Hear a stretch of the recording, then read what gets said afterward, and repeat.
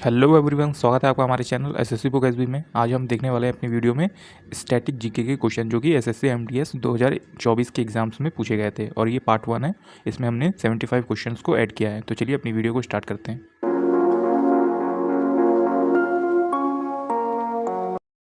यहाँ से हमारा जो क्वेश्चन है वो स्टार्ट होता है और ये सभी क्वेश्चन दोस्तों जो है वो जीडी एग्ज़ाम्स के लिए भी काफ़ी ज़्यादा हेल्पफुल हो सकते हैं। तो आप ये वीडियो को पूरा ज़रूर देखिएगा। तो पहला क्वेश्चन है हमारा, शिव कुमार शर्मा का नाम किस वाद्य यंत्र से जुड़ा हुआ है?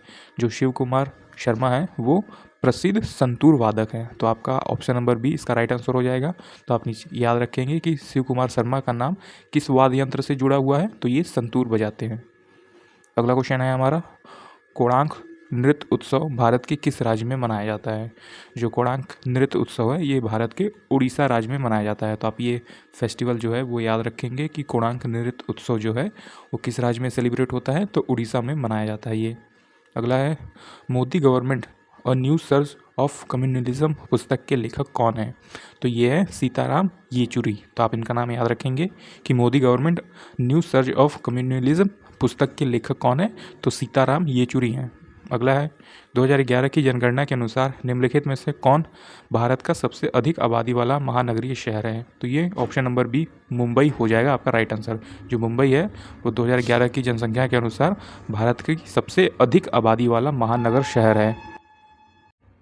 अगला क्वेश्चन देखते हैं, भारत के किस राज्य में नटंजलि उत्सव मनाया जाता है? तो भारत के किस राज्य में मनाया जाता है? तो तमिलनाडु में मनाया जाता है। ऑप्शन नंबर बी आपका राइट आंसर हो जाएगा कि भारत के किस राज्य में नटंजलि उत्सव मनाया जाता है, तो ये मनाया जाता है तमिलनाडु में। अगला है, जनसंख्या में प्रति 1000 पुरुषों पर महिलाओं की संख्या को क्या कहा जाता है? तो ये कहा जाता है लिंग अनुपात। तो ऑप्शन नंबर बी आपका राइट आंसर हो जाएगा कि 1000 पुरुषों पर अगर महिलाओं की संख्या को जो मेज़रमेंट किया जाता है तो उसी को लिंग अनुपात या फिर सेक्स रेशियो के नाम से भी हम जानते हैं। अगला क्वेश्चन है, 2011 की जनगणना के अनुसार भारत का लिंग अनुपात कितना था? तो ऑप्शन नंबर ए 1000 पुरुषों पर 940 महिलाएं थी। तो आप इसे याद रखेंगे कि 2011 की जनगणना के अनुसार जो भारत का लिंग अनुपात था वो लगभग था 1000 पुरुषों पर 940 महिलाएं। अगला है, निम्नलिखित में से कौन सा त्यौहार राजस्थान से जुड़ा हुआ है? तो ऑप्शन नंबर सी बूंदी उत्सव जो है वो राजस्थान का त्यौहार है। अगला क्वेश्चन देखते हैं, FIH पुरुष हॉकी विश्व कप 2018 में किस देश ने जीता? तो ये बेल्जियम ने जीता। ऑप्शन नंबर बी आपका राइट आंसर हो जाएगा। तो आप याद रखेंगे कि 2018 में जो FIH पुरुष हॉकी विश्व कप हुआ था वो किसने जीता था? तो वो बेल्जियम ने जीता था। अगला है, ओडिसी नृत्य शैली मूल रूप से किस राज्य से संबंधित है? तो ये काफ़ी इजी क्वेश्चन हो जाएगा। जो ओडिसी डांस फॉर्म है ये उड़ीसा से संबंधित है। तो ऑप्शन नंबर ए आपका राइट आंसर हो जाएगा। अगला है, निम्नलिखित में से कौन सा मानक साधन है जिसके द्वारा भारत में चुनाव कराए जाते हैं? तो ये कौन सा एक इलेक्ट्रॉनिक मशीन है हमारी? तो इलेक्ट्रॉनिक वोटिंग मशीन है जिसे हम EVM भी कहते हैं। तो इसी के ज़रिए जो है वो भारत में चुनाव होते हैं। तो आप इसे याद रखेंगे कि निम्नलिखित में से कौन सा मानक साधन है जिसकी वजह से भारत में जो चुनाव है वो कराए जाते हैं? तो इलेक्ट्रॉनिक वोटिंग मशीन के द्वारा कराए जाते हैं। ऑप्शन नंबर डी आपका राइट आंसर हो जाएगा। अगला क्वेश्चन है हमारा, निम्नलिखित भारतीय संगीतकारों में से किसे ऑस्कर 2009 में सर्वश्रेष्ठ मूल गीत का पुरस्कार मिला? तो ये किसे मिला था? तो AR रहमान को मिला था। तो आप इनका नाम याद रखेंगे कि AR रहमान उन भारतीय संगीतकारों में से एक है जिन्हें ऑस्कर 2009 में दिया गया था या फिर ये इन्हें मिला था। तो आप इसका नाम याद रखें कि AR रहमान 2009 में ऑस्कर जीता था इन्होंने। अगला है, गिद्दा नृत्य शैली किस राज्य से संबंधित है? जो गिद्दा नृत्य शैली है ये पंजाब राज्य से संबंधित है। तो आप इसे याद रखेंगे कि गिद्दा नृत्य शैली जो है वो पंजाब राज्य से संबंधित है। अगला है, 2008 बीजिंग ओलंपिक में किस भारतीय मुक्केबाज ने मिडिलवेट वर्ग से कांस्य पदक जीता था?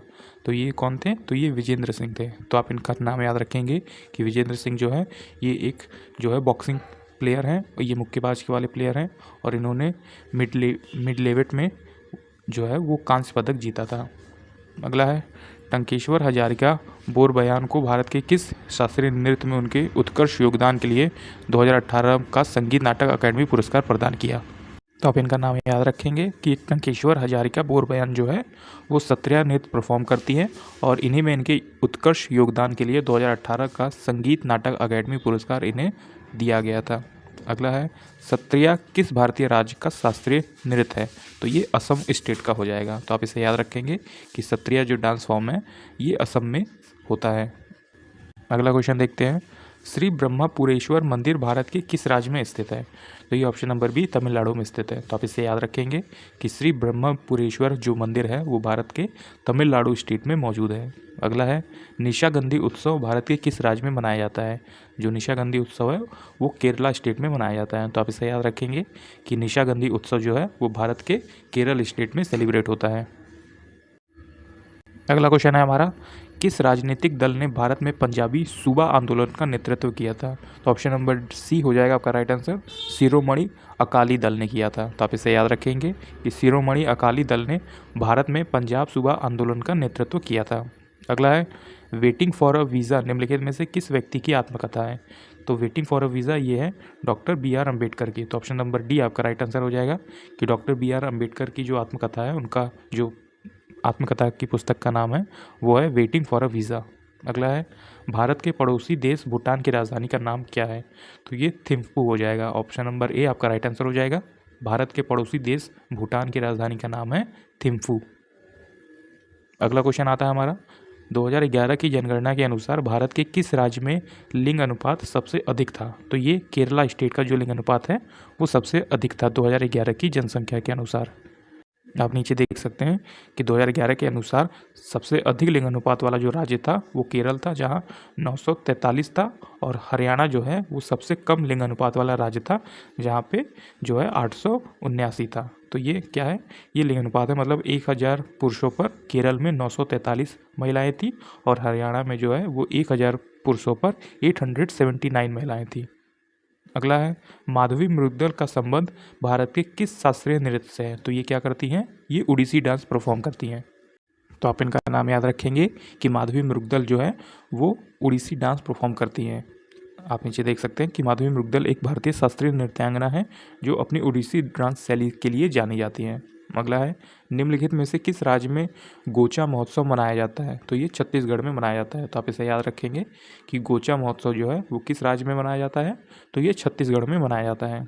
अगला है, बोनालू देवी महाकाली की पूजा के लिए मनाया जाने वाला एक हिंदू त्यौहार निम्नलिखित में से किस राज्य में मनाया जाता है? जो बोनालू फेस्टिवल है ये तेलंगाना में मनाया जाता है। तो आप इसे याद रखेंगे कि बोनालू जो त्यौहार है वो तेलंगाना में मनाया जाता है। अगर ऑप्शन में तेलंगाना ना हो तो आप आंध्र प्रदेश पे भी टिक कर सकते हैं, क्योंकि ये त्यौहार वहाँ पे भी सेलिब्रेट होता है। तो आप इसे याद रखेंगे कि बोनालू फेस्टिवल जो है वो आंध्र प्रदेश और तेलंगाना दोनों में मनाया जाता है। अगला है, वीडियो में आगे बढ़ने से पहले दोस्तों एक इंपॉर्टेंट इन्फॉर्मेशन आप सभी के लिए, अगर आप 2025 एसएससी एग्जाम्स की तैयारी कर रहे हैं, चाहे वो सीजीएल हो, सीपीओ हो, सीएचएसएल, एमटीएस, जीडी, स्टेनो या फिर सिलेक्शन पोस्ट, तो आपके लिए इंग्लिश वोकेबलरी की बुक काफ़ी यूजफुल हो सकती है। ये बुक जो है वो ई बुक है, आपको इसका पीडीएफ मिल जाएगा मात्र 39 रुपीज़ में। आप अगर हमें नीचे व्हाट्सअप नंबर दिया है उस पर मैसेज करेंगे तो ये ई बुक आपको मात्र 39 रुपीज़ में मिल जाएगी। इस बुक में हमने दिया है आपको one word substitution, idiom and phrases, synonym, antonym और फ्रेजल वर्ब। जैसा आप सभी जानते हैं फ्रेजल वर्ब भी बहुत ज़्यादा इंपॉर्टेंट हो गया अभी एसएससी एग्जाम्स में। 1 से 2 क्वेश्चन आपको इंग्लिश में फ्रेजल वर्ब से देखने को मिल जाएंगे। तो ये काफ़ी यूजफुल बुक होने वाली है। इसमें आप देख लीजिए कि आपको सभी चीज़ें जो है, सभी टॉपिक वो अल्फ़ाबेटिकल ऑर्डर में देखने को मिल जाएंगे, और इसमें काफ़ी अच्छी खासी मात्रा में सभी टॉपिक हैं। तो आपको इसमें कोई भी ज़्यादा दिक्कत नहीं आएगी। इसमें आपको प्री और मेंस सभी तरीके के एग्जाम्स में रिलेटेड जो भी क्वेश्चन पूछे गए हैं वो सभी इसमें ऐड मिलेंगे। जैसा कि सिनोनिम, एंटोनिम आप देख सकते हैं, फ्रेजल वर्ब आप देख सकते हैं, ये भी अल्फ़ाबेटिकल ऑर्डर में जो है वो सभी दिया हुआ है। तो जैसा कि आप सभी ने देखा कि ये बुक हमारी मात्र 39 रुपीज़ में है। आप चाहें तो ये बुक आप हमसे व्हाट्सअप नंबर पर मैसेज करके ले सकते हैं, जो कि सिर्फ 39 रुपीज़ में आपको मिल जाएगी। ये काफ़ी यूजफुल बुक है जो आपकी एसएससी एग्जाम्स में इंग्लिश वोकेबलरी वाले जो पोर्शन है उसको बहुत ही अच्छे से कंप्लीट कर सकती है। ये सभी क्वेश्चन दोस्तों एसएससी एमटीएस 2024 के एग्जाम्स में पूछे गए हैं, जो आपके जीडी एग्जाम्स के लिए काफ़ी ज़्यादा इंपॉर्टेंट हो सकते हैं। प्रसिद्ध गीत ए मेरे वतन के लोग मूल रूप से किसके द्वारा गाया गया है? तो ये गाया गया है लता मंगेशकर के द्वारा। तो आप इनका नाम याद रखेंगे कि प्रसिद्ध गीत जो ए मेरे वतन के लोग हैं ये किसके द्वारा गाया गया है? तो option number C Lata Mangeshkar इनका राइट आंसर हो जाएगा। अगला है, हरिप्रसाद चौरसिया किस वाद्य यंत्र के रूप में प्रसिद्ध है? तो हरिप्रसाद चौरसिया का जो संबंध है वो बांसुरी से है। तो आप इनका नाम याद रख लीजिए कि हरिप्रसाद चौरसिया जो है वो बांसुरी वादक है। अगला है, पंथी नृत्य शैली का संबंध भारत के किस राज्य से है? जो पंथी डांस फॉर्म है ये छत्तीसगढ़ में मनाया जाता है या फिर वहाँ पे किया जाता है। तो आप इसे याद रखेंगे कि पंथी नृत्य शैली जो है वो भारत के किस स्टेट में संबंधित है? तो ये छत्तीसगढ़ में किया जाता है पंथी डांस फॉर्म। अगला है, आईसीसी क्रिकेट विश्व कप 2011 में इनमें से किस पशु को आधिकारिक शुभंकर बनाया गया था? तो ये हाथी जो था उसे बनाया गया था आधिकारिक शुभंकर। तो आप इसका जो है वो क्वेश्चन याद रखें कि 2011 के आईसीसी क्रिकेट विश्व कप में किस पशु को आधिकारिक शुभंकर बनाया गया? तो हाथी को बनाया गया था। अगला क्वेश्चन देखते हैं जो कि है, निम्नलिखित भारतीय नर्तकों में से कौन भारतीय इतिहास की पहली महिला थी जिसे राज्यसभा के सदस्य के रूप में भी नामित किया गया था? तो ये कौन थी? ये रुक्मणी देवी अरुंडेल थी, जिन्हें राज्यसभा के सदस्य के रूप में भी नामित किया गया था। तो आप इनका नाम याद रखेंगे कि रुक्मणी देवी अरुंडेल जो है वो पहली महिला थी जिसे राज्यसभा के सदस्य के रूप में भी नामित किया गया था। और आप जानते हैं अगर रुक्मणी देवी अरुंडेल कौन सा जो है डांस फॉर्म परफॉर्म करती हैं तो नीचे कमेंट सेक्शन में हमें ज़रूर बताइएगा। अगला है, 2011 की जनगणना के अनुसार भारत की सबसे अधिक जनसंख्या वाला राज्य कौन सा था? तो ये सबसे अधिक जनसंख्या वाला राज्य है उत्तर प्रदेश। तो आप इसे याद रखेंगे कि 2011 की जनसंख्या के अनुसार जो है सबसे अधिक जनसंख्या किसकी थी? तो उत्तर प्रदेश स्टेट की थी। अगला है, चाप चारकूट उत्सव किस राज्य में मनाया जाता है? जो चाप चारकूट उत्सव है ये मिजोरम में मनाया जाता है। तो आप इसे याद रख लीजिए कि चाप चारकूट उत्सव जो है वो मिजोरम में मनाया जाता है। अगला है, भारत की 2011 की जनगणना के अनुसार निम्नलिखित किस राज्य का जनसंख्या घनत्व 1000 व्यक्ति प्रति वर्ग किलोमीटर से कम था? तो ये कौन सा स्टेट था? ये सिक्किम स्टेट था हमारा। तो आप नीचे देख सकते हैं इसमें नोट में लिखा हुआ है 2011 की जनगणना के अनुसार अरुणाचल प्रदेश का जनसंख्या घनत्व केवल 17 व्यक्ति प्रति वर्ग किलोमीटर था और सिक्किम का 86 व्यक्ति प्रति वर्ग किलोमीटर था। तो आपसे अगर सबसे कम स्टेट वाला पूछा जाए कि सबसे कम जनसंख्या घनत्व किस राज्य का था तो वो अरुणाचल प्रदेश का था, क्योंकि अरुणाचल प्रदेश का जो जनसंख्या घनत्व है वो 2011 के अनुसार 17 व्यक्ति प्रति वर्ग किलोमीटर था। इस समय ऑप्शन में जो है वो अरुणाचल प्रदेश नहीं दिया है, इसलिए सिक्किम आपका राइट आंसर हो जाएगा, क्योंकि सिक्किम का भी 100 से कम ही है। अगला है, भवई किस भारतीय राज्य की पारंपरिक नाट्य शैली है? तो भवई जो है वो गुजरात में जो है सेलिब्रेट होता है। तो आप इसे याद रखेंगे कि भवई डांस फॉर्म जो है वो गुजरात से संबंधित है। अगला है, गुरु बिपिन सिंह किस शास्त्रीय नृत्य शैली के लिए जाने जाते हैं? जो गुरु बिपिन सिंह है इनका नाम है, तो ये मणिपुर डांस फॉर्म के लिए जाने जाते हैं। तो आप इनका नाम याद रख लीजिए कि गुरु बिपिन सिंह जो है वो किस शास्त्रीय नृत्य शैली के लिए जाने जाते हैं? तो मणिपुरी नृत्य शैली के लिए ये जाने जाते हैं। अगला है, अगला जो क्वेश्चन आता है हमारा, निम्नलिखित में से कौन उड़ीसा का पहला उड़ीसी नर्तक या फिर नृत्यांगना है जिन्हें वर्ष 2000 में पद्म विभूषण सम्मान प्राप्त हुआ था? तो ये कौन थे? ये केलुचरण महापात्रा थे। तो ऑप्शन नंबर बी आपका राइट आंसर हो जाएगा। अगला क्वेश्चन आ जाता है हमारा, अली अकबर खान का संबंध किस वाद्य यंत्र से था? जो अली अकबर खान है ये कौन से वादक हैं, वाद्य यंत्र वादक हैं? तो ये है सरोद वादक। तो आप इनका नाम याद रख लीजिए कि अली अकबर खान जो है वो सरोद से संबंधित है। अगला है, राजा श्रीधर को भारत के किस शास्त्रीय नृत्य में उत्कृष्ट योगदान के लिए 2018 का संगीत नाटक अकादमी पुरस्कार मिला? ये क्या करते थे? ये भरतनाट्यम से संबंधित थे। तो आप इनका नाम याद रख लीजिए कि राजा श्रीधर जो है वो भरतनाट्यम डांस फॉर्म से संबंधित थे। अगला क्वेश्चन है हमारा, पूर्वी रेलवे जोन का मुख्यालय किस शहर में है? जो पूर्वी रेलवे जोन है उसका मुख्यालय है कोलकाता में। ऑप्शन नंबर ए आपका राइट आंसर हो जाएगा और इसकी स्थापना हुई थी अप्रैल 1952 में। तो आप इसे याद रखें कि पूर्वी रेलवे जोन का मुख्यालय किस शहर में है? तो कोलकाता में है। अगला है, होजागिरी भारत के किस राज्य का लोक नृत्य है? जो होजागिरी डांस फॉर्म है ये कहाँ पे होता है? तो ये त्रिपुरा में होता है। तो आप इसे याद रख लीजिए कि होजागिरी जो है वो भारत के त्रिपुरा में किया जाता है। अगला है, भारत की 2011 की जनगणना के अनुसार सबसे कम आबादी वाला राज्य कौन सा था? तो ये सिक्किम था। तो आप इसे याद रख लीजिए, जो सिक्किम है वो 2011 की जनगणना के अनुसार सबसे कम आबादी वाला राज्य था। अगला है, महावीर जयंती सामान्यतः किस माह में मनाई जाती है? जो महावीर जयंती है ये अप्रैल में मनाई जाती है। तो आप इसे याद रखेंगे कि महावीर जयंती जो है वो ज़्यादातर अप्रैल के महीने में मनाई जाती है। अगला क्वेश्चन है, निम्नलिखित में से कौन सी भारतीय मार्शल आर्ट है जिसकी उत्पत्ति आधुनिक केरल में हुई थी? तो कलरीपट्टू जो है यह एक भारतीय मार्शल आर्ट है और इसकी उत्पत्ति कहाँ पे हुई थी? तो केरल राज्य में हुई थी। अगला है, आदित्य अशोक का संबंध निम्नलिखित में से किस खेल से है? जो आदित्य अशोक है इनका संबंध है गोल्फ के खेल से। तो आप इनका नाम याद रखेंगे कि आदित्य अशोक जो है वो बेंगलोर के एक भारतीय पेशेवर गोल्फर हैं, मतलब कि ये गोल्फ खेलते हैं। अगला है, निम्नलिखित में से कौन सा असम का एक लोकप्रिय खेल है और गेंद से खेले जाने वाली कबड्डी से मिलता जुलता है? तो ये धोप खेल है। तो आप इसे याद रखेंगे कि धोप खेल जो है वो एक असम का लोकप्रिय खेल है और ये गेंद से खेले जाने वाली कबड्डी से मिलता जुलता ये खेल जो है वो खेला जाता है। अगला है, किस मैदान में युवराज सिंह ने T20 अंतर्राष्ट्रीय क्रिकेट मैच में एक ओवर में 6 छक्के लगाए थे। तो आप सभी को पता होगा कि युवराज सिंह ने एक ओवर में 6 छक्के लगाने का रिकॉर्ड किया है। तो ये किस स्टेडियम में है? तो ये किंग्समीड स्टेडियम में था। नीचे आप देख सकते हैं नोट में लिखा हुआ है, युवराज सिंह ने दक्षिण अफ्रीका के डरबन में जो है वो भारत और इंग्लैंड का मैच हो रहा था, जो T20 है ICC का, तो उसमें 6 छक्के लगाए थे। तो उस स्टेडियम का क्या नाम था? तो किंग्समीड स्टेडियम था। अगला है, the diary of a young girl किसकी आत्मकथा है? तो ये एनी फ्रैंक की है। ऑप्शन नंबर ए आपका राइट आंसर हो जाएगा कि the diary of a young girl किसकी आत्मकथा है? तो एनी फ्रैंक की है।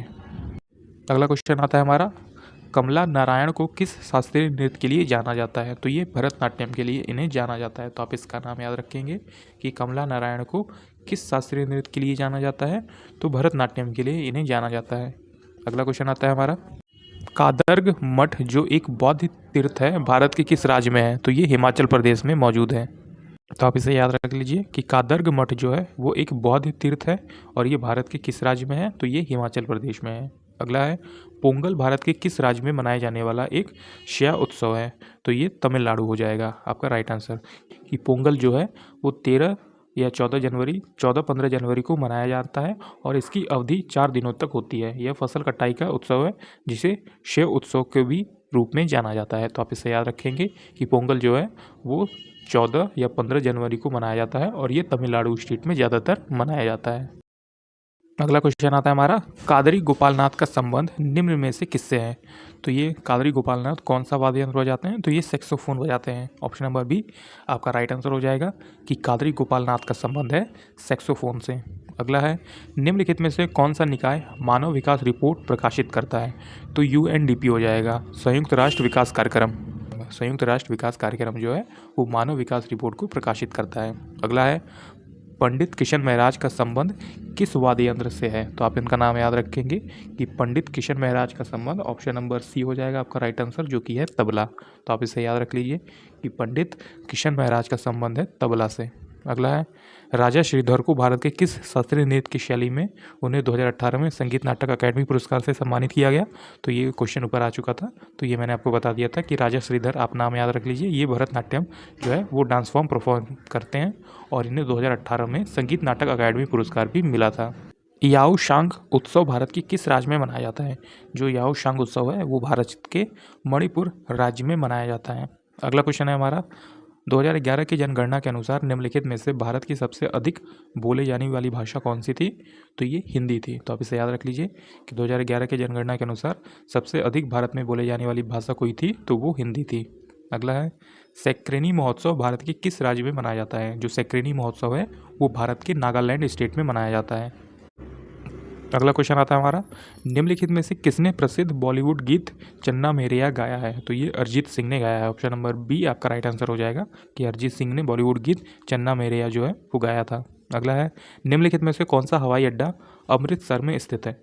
जो अमृतसर में हवाई अड्डा है उसका नाम क्या है? श्री गुरु रामदास जी अंतर्राष्ट्रीय हवाई अड्डा। तो श्री गुरु रामदास जी अंतर्राष्ट्रीय हवाई अड्डा जो है वो अमृतसर में स्थित है। अगला है, कालबेलिया नृत्य शैली निम्नलिखित में से किस राज्य से संबंधित है? जो कालबेलिया डांस फॉर्म है ये राजस्थान का डांस फॉर्म है। तो आप इसे याद रख लीजिए कि कालबेलिया नृत्य शैली जो है वो राजस्थान से संबंधित है। अगला क्वेश्चन है हमारा, कालिदास सम्मान से सम्मानित रोहिणी भाटे किस शास्त्रीय नृत्य से संबंधित है? तो रोहिणी भाटे का नाम जो है वो कथक से रिलेटेड है। तो आप इनका नाम याद रख लीजिए कि रोहिणी भाटे जो है वो कथक शास्त्रीय नृत्य परफॉर्म करती हैं। अगला है, किस भारतीय खेल में रेडर विरोधी टीम के हाफ के बिना सांस लिए विरोधी को स्पर्श करने के लिए प्रवेश करता है? तो ये कबड्डी खेल हो जाएगा। जो एक रेडर होती है, बीच में एक लाइन होती है, उसमें हाफ टाइम होता है, उसमें सांस लिए बिना विरोधी को छूकर वापस आना होता है। तो यही खेल जो है वो कबड्डी जैसा है, तो ये कबड्डी खेल हो जाएगा। अगला है, उत्तर प्रदेश भारत में निर्मित यमुना एक्सप्रेसवे परियोजना का पूरा नाम क्या है? तो ये ताज एक्सप्रेसवे है। तो आप इसे याद रखेंगे कि उत्तर प्रदेश भारत में निर्मित यमुना एक्सप्रेसवे परियोजना का पूरा नाम है ताज एक्सप्रेसवे। अगला क्वेश्चन है हमारा, निम्नलिखित में से किसे पंचम दा के नाम से भी जाना जाता है? तो ये RD बर्मन को जाना जाता है। ऑप्शन नंबर बी आपका राइट आंसर हो जाएगा कि RD बर्मन को ही पंचम दा के नाम से जाना जाता है। जो नीचे देख सकते हैं, राहुल देव बर्मन को पंचम दा के नाम से जाना जाता है। RD बर्मन मतलब राहुल देव बर्मन। अगला क्वेश्चन है, निम्नलिखित में से कौन सी कृति भारतीय लेखक खुशवंत सिंह की है? तो ये ट्रेन टू पाकिस्तान जो इनकी बुक है, ये लेखक जो है वो इसके खुशवंत सिंह हैं। तो आप इनका नाम याद रख लीजिए कि खुशवंत सिंह का जो एक बुक का नाम है वो है ट्रेन टू पाकिस्तान। अगला है 2011 की जनगणना के अनुसार भारत में नगरीय जनसंख्या का अनुमानित प्रतिशत क्या था? तो ऑप्शन नंबर ए इसका राइट आंसर हो जाएगा। 30 से 35% के बीच जो नगरीय जनसंख्या थी हमारी, वो 30 से 35% के बीच थी, और इसके बाकी की जो जनसंख्या है वो गांव की जनसंख्या मानी जाती है। तो आप इसे याद रखेंगे कि भारत में जो नगरीय जनसंख्या थी 2011 के अनुसार वो 30 से 35% के बीच ही थी। अगला है चेरा पनहारा अनुष्ठान किससे संबंधित है? जो चेरा पनहारा अनुष्ठान है वो जगन्नाथपुरी उड़ीसा की रथ यात्रा से संबंधित है। तो आप इनका नाम याद रख लीजिए कि चेरा पनहारा जो है वो किस राज्य से संबंधित है या फिर कहाँ पे जो है वो किया जाता है। तो ये जगन्नाथपुरी उड़ीसा की रथ यात्रा में मनाया जाता है ये। अगला है एलेक्का कडाराडी किस भारतीय राज्य की आदिवासी नृत्य है? तो एलेक्का कराडी जो है वो भारत की केरल स्टेट की एक आदिवासी डांस फॉर्म है। अगला क्वेश्चन आता है हमारा, सीमा सड़क संगठन BRO की स्थापना किस वर्ष हुई थी? तो ये 1960 में हुई थी। ऑप्शन नंबर सी आपका राइट आंसर हो जाएगा। आप नीचे नोट में देख सकते हैं कि 7 मई 1960 को सड़क सीमा संगठन BRO की स्थापना हुई थी और इसका जो मुख्यालय है वो नई दिल्ली में मौजूद है। अगला है उड़ीसा और आसपास के जिलों के मंदिरों की वास्तुकला में मंदिर के शीर्ष पर दिखाई देने वाली पत्थर जैसी चकती डिस्क को क्या कहा जाता है? तो ये आम लका के नाम से जाना जाता है। तो आप इसे याद रखेंगे कि उड़ीसा या फिर उसके आसपास के जिलों में जो मंदिर बने हैं उस मंदिर के शीर्ष पर दिखाई देने वाली पत्थर जैसी चकती डिस्क को क्या कहा जाता है? तो ये आम कला के नाम से जानी जाती है। तो ये आम लका के नाम से जानी जाती है जो कि मंदिर के ऊपर वाले शीर्ष पे हमें दिखाई देती है। तो इसका क्या नाम है? आम लका। अगला है निम्नलिखित में से कौन सा दर्पण अकेडमी ऑफ परफॉर्मिंग आर्ट्स के सह संस्थापक हैं? तो मृणाली साराभाई, जो मृणाली साराभाई है वो अकेडमी ऑफ परफॉर्मिंग आर्ट्स के सह संस्थापक में से एक है। अगला है सोनल मानसिंह भारत के किस प्रमुख शास्त्रीय नृत्य में विशेषज्ञता रखती हैं? तो सोनल मानसिंह जो है वो एक उड़ीसी नृत्यांगना है, उड़ीसी शास्त्रीय नृत्यांगना है। तो आप इनका नाम याद रखेंगे कि सोनल मानसिंह जो है वो कौन सा डांस फॉर्म परफॉर्म करती हैं? तो ये उड़ीसी जो क्लासिकल डांस है हमारा वो परफॉर्म करती हैं। अगला क्वेश्चन है हमारा 2011 की जनगणना के अनुसार भारत की अनुमानित महिला साक्षरता दर कितनी थी? तो ऑप्शन के अनुसार ये थी 60 से 69%, मतलब कि 60 से 69% जो थी वो इसका राइट आंसर हो जाएगा। और एग्जैक्ट आपको देखना है तो नीचे आप देख सकते हैं कि नोट में लिखा हुआ है 2011 की जनगणना के अनुसार जो महिला साक्षरता दर थी वो 65.46% थी, और केरल में कुल साक्षरता दर महिलाओं की साक्षरता दर से सबसे अधिक थी, जबकि लक्षद्वीप में पुरुष की साक्षरता दर सबसे अधिक थी।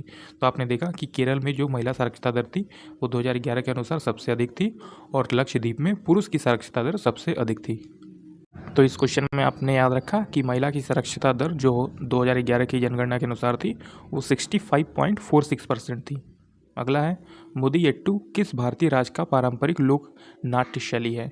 जो मुदियट्टू है ये किस राज्य में किया जाता है? तो ये केरल का एक पारंपरिक लोक नृत्य है। तो आप इसे याद रखेंगे कि मुदियट्टू भारत का जो है भारत के केरल का एक पारंपरिक लोक नृत्य है। अगला है हॉकी के खेल में मैदान पर कितने खिलाड़ी टीम में सम्मिलित होते हैं?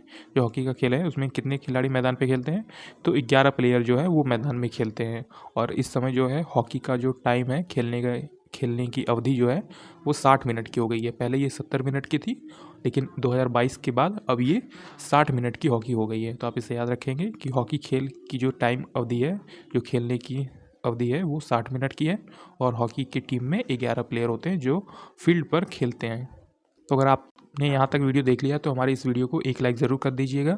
और इसमें मैंने आपको बताया कि SSC MTS 2024 में जो एग्ज़ाम हुए थे उसमें किस टाइप के स्टैटिक GK के क्वेश्चन पूछे गए हैं। इसी तरह की और सारी वीडियोज़ को देखने के लिए हमारे चैनल SSC बुक SB को भी ज़रूर सब्सक्राइब कर लीजिएगा। तब तक मिलते हैं आपसे नेक्स्ट वीडियो में। पढ़ते रहिए और हमेशा अपने लक्ष्य की तरफ आगे बढ़ते रहिए।